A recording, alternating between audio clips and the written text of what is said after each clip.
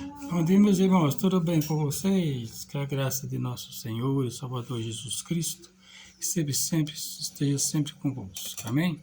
Irmãos, gostaria de deixar nesta manhã mais uma mensagem. Essa mensagem é voltada mais a respeito do povo de Deus, como foi começado tudo, aquela história toda que fala a respeito dos filhos de Deus, do povo de Israel. Muita gente às vezes pensa: a Bíblia foi feita por mão de homens. Já vi uma pessoa falar: a Bíblia foi feita por mão de homens.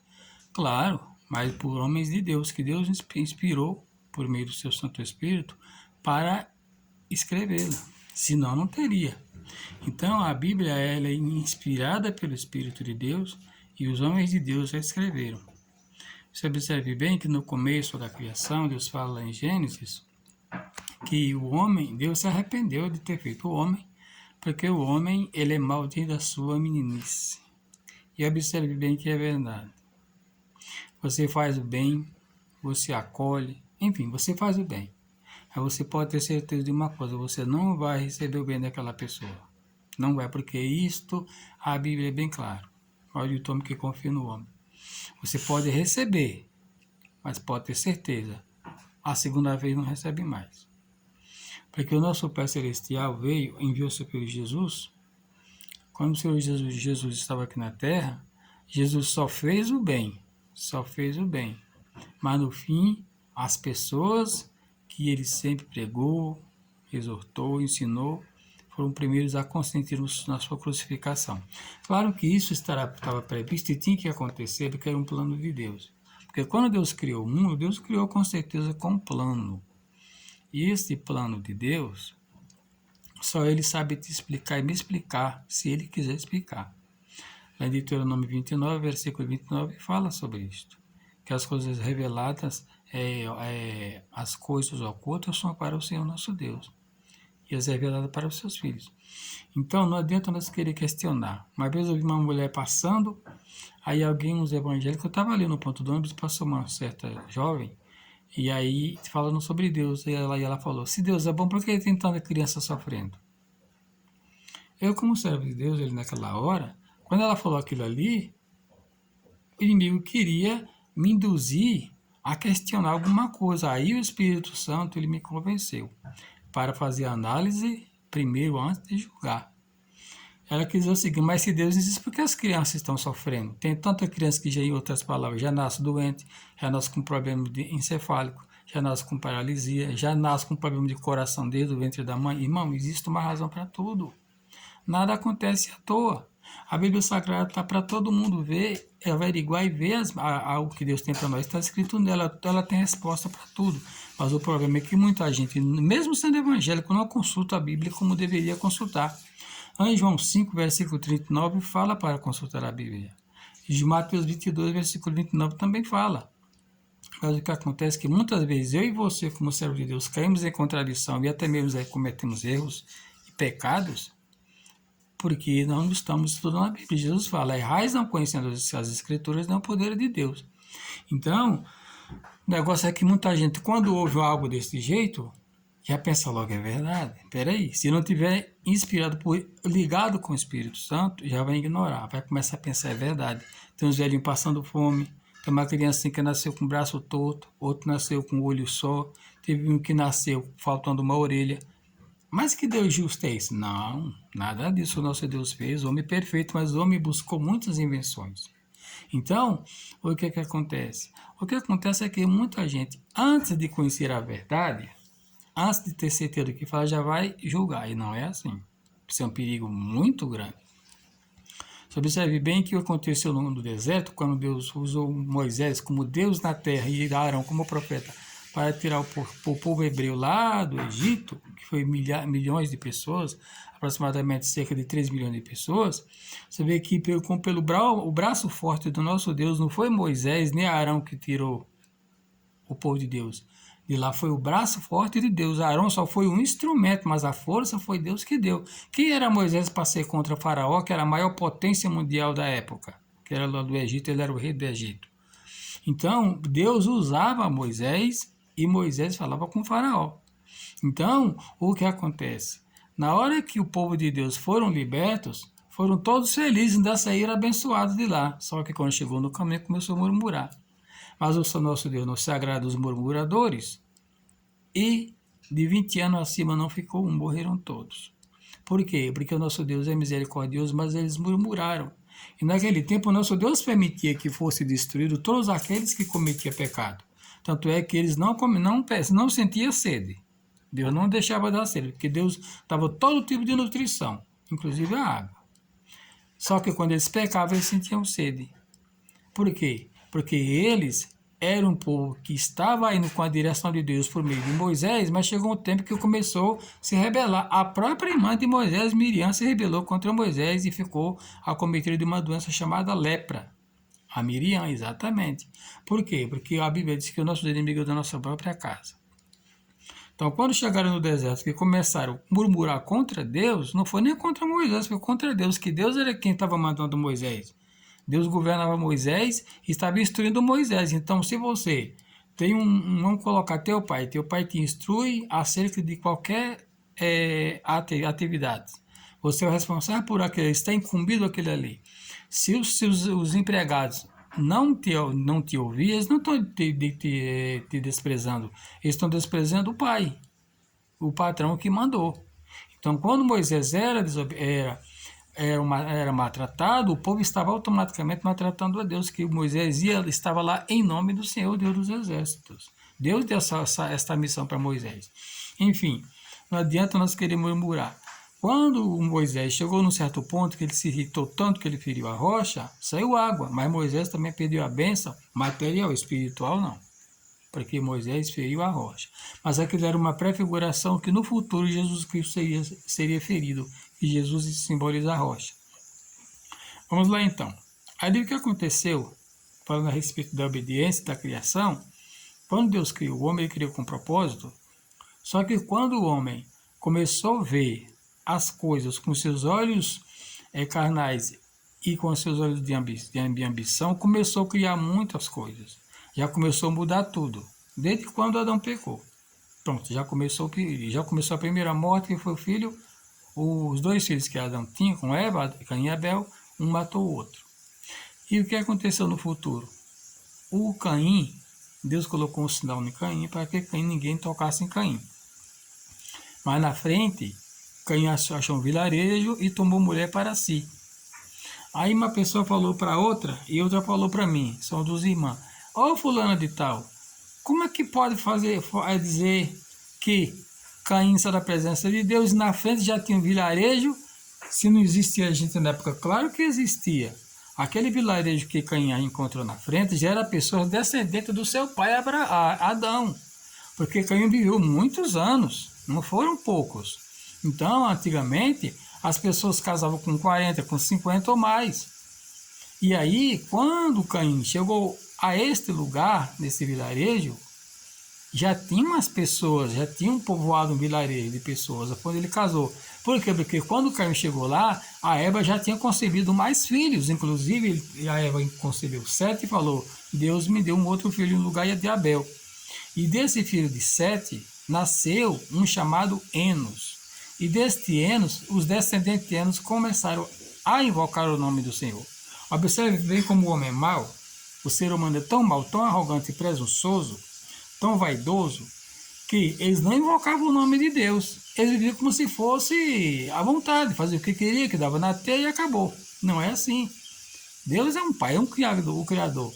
Então, quando nasceu Enos, que era neto de Adão, que era filho de Sete, aí começou os filhos de Enos, que já eram bisnetos de Adão, começaram a invocar o nome do Senhor. Foi desde então, quando o povo começou a invocar o nome do Senhor, foi partindo de Enos. Então Enos começou a invocar o nome do Senhor e as coisas começaram a melhorar, porque ninguém invocava o nome do Senhor, de jeito nenhum. Veio a tempestade, aconteceu o tempo de Noé, você sabe o que aconteceu Noé, depois ficou os filhos de Noé, os 3 filhos. Dos 3 filhos foram crescendo. E eles foram crescendo e foram arrumando família uns nos outros, das próprias irmãs. Porque antigamente não tinha essa ainda. A lei veio por Moisés há muitos anos depois. E eles iam rendendo família da mesma família. até que chegou o dia em que Deus, quando tirou o seu povo lá da terra do Egito, da terra da escravidão, Deus foi lá no monte onde a sarça se ardia, e Deus deu as tábuas dos 10 mandamentos. Aí onde foi todo mundo recebeu as leis. As leis que não podia fazer isso, se você vê lá em Êxodo 20. Então, por causa da maldade do homem, tem acontecido muita coisa.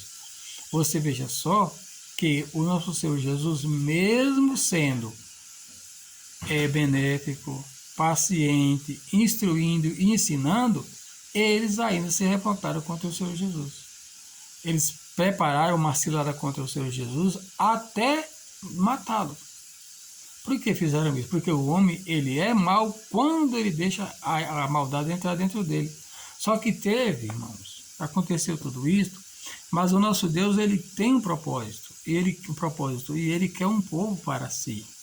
E esse povo para si, é o povo escolhido, nós sabemos muito bem que a Bíblia diz, quem é? Um povo zeloso de boas obras. Um povo zeloso de boas obras.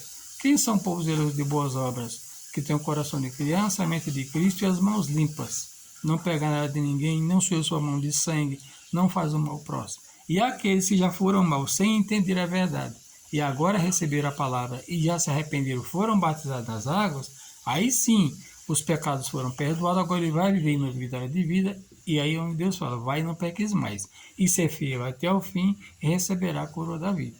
Amém? Então, essa explicação é muito importante para nós a respeito de muita gente, de questionamento de muita gente, que às vezes fala, mas meu Deus, por que eu nasci para sofrer?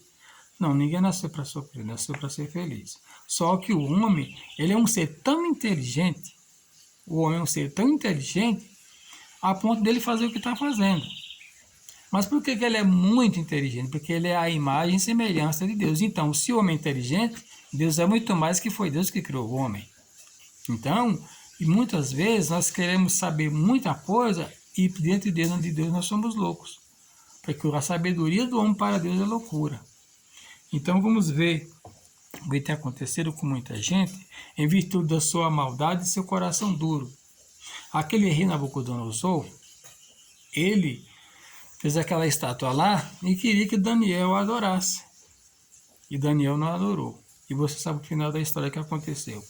Teve umas pessoas que tramaram uma maldade contra Daniel, mas Deus não deixou o anjo comer Daniel lá na cova. Aqueles mesmos que criaram a trama, que criaram todo o laço contra o homem de Deus Daniel, quando Daniel foi salvo, este rei mau reconheceu que o Deus de Daniel é o Deus Todo-Poderoso, baixou um decreto dizendo que todos tinham o dever de adorar o Deus de Daniel. Você vê que por amor a um só, por atitude benéfica e pela a obediência de um só, o rei mau conheceu ao Deus verdadeiro e decretou que todos que não obedecessem àquele Deus verdadeiro, que é o Deus de Daniel, ao Deus e Pai de nosso Senhor e Salvador Jesus Cristo, que antigamente chamava o Senhor Deus dos Exércitos, eram punidos pelo rei. Então você vê que uma pessoa só, por meio de sua atitude, por meio de suas ações, muitos benefícios alcança muitos. Observe bem que quando chegou, você vê o exemplo claro, que quando foi decretada aquela lei lá do rei, para mandar o copeiro dar para Sadraque, Mesaque e Abednego, dar aquelas comidas iguais do rei, o Daniel não aceitou. Ele não aceitou, ele falou não. Ele ficou de jejum. Ele não quis de jeito nenhum. Por quê? Porque ele sabia que aquilo ali, as iguarias, coisas boas, comidas de primeira que vinha do rei, eram coisas que não vinham de Deus. Ele não queria se contaminar. Ele falou, não que se contaminou. Depois de tantos dias, você viu o que aconteceu. A diferença entre aqueles que comiam as iguarias do rei e com aqueles que se alimentavam daquele que recusou. Por fim, aqueles adivinhão, que eram os adivinhos do rei, os mágicos, não conseguiram adivinhar o sonho daquele rei. Deus usou Daniel para desvendar o sonho. O que aconteceu depois? O rei que ia matar todos aqueles adivinhão que não conseguiu desvendar o sonho dele. Mas Daniel não deixou. Olha só, Daniel, quando Deus age, irmão, Deus age de uma forma, ela abrange todas as áreas. É que nem a chuva. A chuva vem para a horta do homem mau e do homem bom. O sol clareia para todos. Só que no fim da história, o benefício só fica para quem agir de maneira correta. Mas na hora de brilhar, brilha para todos. Agora, o fim das contas, aí já sabe, quem fica no vermelho é aquele que recebeu as bênçãos, mas não agradeceu. Então, veja só. Quando aquele homem, servo de Deus, recebeu os dons do Espírito Santo, a revelação do Espírito de Deus para revelar o sonho do rei, aí sim, aqueles outros que iam morrer, que eram adivinhos, mas não conseguiram, aí Daniel não deixou. Deus teve misericórdia deles. Da mesma forma é você. Você, sendo um servo de Deus, na tua rua onde você mora, por amor a você, Deus, ele muitas vezes, por amor a você, não deixa aquele teu vizinho ser destruído. Por amor a você. Quando Abraão estava lutando com aquele povo, lá o pessoal lá de Sodoma era muito mal, não tinha um justo, ele implorou, Senhor, se tiver 100 justos, ele falou, não destrua, se tiver 90, eu não vou destruir, se tiver 60, 80, 60, 70, até chegar nos 10, se tiver 10 justos, eu destrói, não. Quando foi olhar, não tinha um, só tinha Ló que estava lá, que era o sobrinho de Abraão e filho de criação. Deus mandou os anjos e arrancou Ló de lá, que era o sobrinho de Abraão, e ficou os 2 anos, quiseram, e a destruição de Sodoma e Gomorra foi terrível. Deus mandou fogo, choveu fogo e enxofre ali, e matou todo mundo. Por isso, irmão, o homem é mau desde a sua meninice. Mas quando o homem ele se converte a Deus, eles passam da morte para a vida. Aí sim, o Criador, o Espírito Santo de Deus começa a te induzir, começa a te ensinar, te redarguir, te guiar por onde você deve andar, te ensinar por onde deve, como praticar, e você vai se esforçando também para aprender, que nem o aluno lá na escola, o professor se esforça, mas se o aluno não se esforçar, não vai adiantar que ele vai tirar nota vermelha no fim da história. Não vai passar. Então, mas quando você quer, o Espírito Santo se encarrega em te ajudar, e você aprende, e o fruto é muito grande na tua vida, em nome de Jesus. Amém? Que Deus te abençoe no nome de Jesus. E vamos para a próxima sessão no nome do Senhor Jesus. Mas antes eu quero deixar para você bem claro. Isto fica bem claro que todo aquele que reconhece Jesus como o Senhor e Salvador da sua vida, ele nunca será decepcionado. E outra coisa, ele falou, o nosso Deus ouve. Pediu, recebeu. Busca, encontra, porque o nosso Deus é Deus de justiça e ele não volta a sua palavra atrás. Amém? Que Deus te abençoe no nome do Senhor Jesus. Deixa eu orar por você. Pai, no nome de Jesus, eu te peço uma bênção especial na vida desta pessoa. Sim, meu Deus, em nome de Jesus. Meu Deus, que essa pessoa alcance o socorro do Senhor que ela está precisando. Se tem uma pessoa com uma prestação atrasada para pagar hoje ou amanhã, ela não está tendo condição. Meu Deus, abra as portas do céu e mude a história. Mostre uma saída para essa pessoa. Se ela está sincera de coração e quer pagar, ajuda essa pessoa nesta hora. Tira esta aflição. Socorra, meu Pai, Tu és o socorro bem presente na hora da angústia e da tribulação. Eu te peço em nome de Jesus. Pai, te peço em favor dessa senhora que está no trabalho de parto, está passando por aflições, como também os profissionais da saúde. Pai Santo, põe a Tua mão neste negócio, em nome de Jesus. Amém, graças a Deus. Que Deus abençoe vocês, em nome de Jesus.